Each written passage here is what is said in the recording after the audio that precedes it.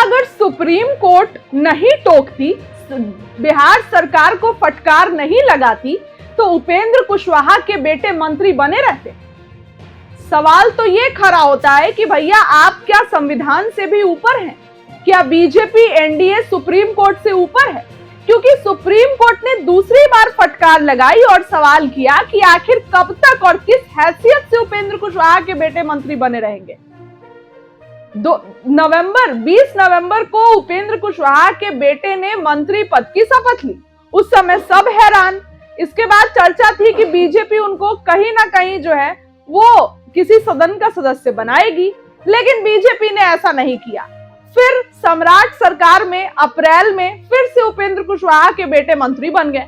तो ये दोनों की अवधि अगर आप मिला दीजिए तो कुल 7 महीने का समय होता है। 7 महीने उपेंद्र कुशवाहा के बेटे बिना किसी सदन के सदस्य बने मंत्री रह गए। सुप्रीम कोर्ट ने दूसरी बार फटकार लगाई और कहा कि कब तक।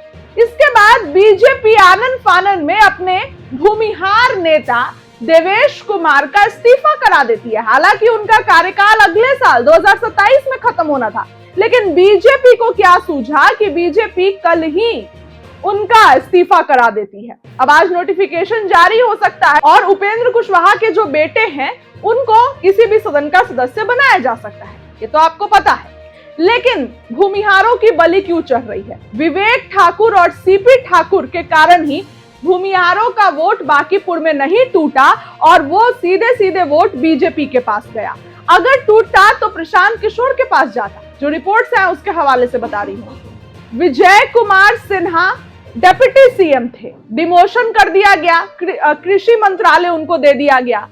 इसके बाद कल एक और भूमिहार की बलि चढ़ी, देवेश कुमार जो है इस्तीफा दिलवा दिया गया।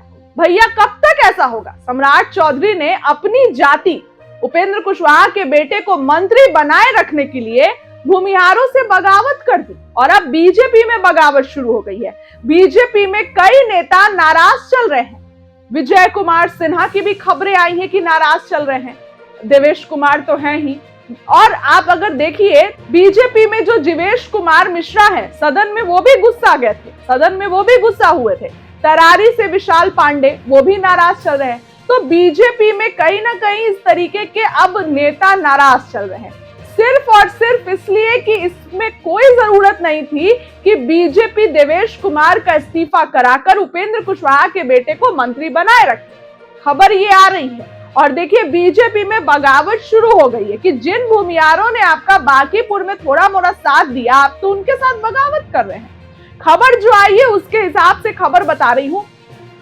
उपेंद्र कुशवाहा के बेटे तो अब मंत्री बने रहेंगे, लेकिन देवेश कुमार का इस्तीफा आनन फानन में बीजेपी ने कराया। इसका सजा अब बीजेपी को भुगतना पड़ सकता है, क्योंकि पार्टी में बड़े नेताओं की नाराजगी शुरू हो गई है। भूमिहार नेता है गिरिराज सिंह, विजय कुमार सिन्हा, और कहीं ना कहीं पिछली बार भी जिनको आप एमएलसी बनाए, जिन 9 लोगों को, उनमें भी कोई भूमिहार चेहरा नहीं था और एक और भूमिहार को आपने हटा दिया। तमाम सवालों के बीच घिर चुकी है बीजेपी। फिलहाल आपको क्या लगता है? कमेंट्स बॉक्स में अपनी राय जरूर रखें।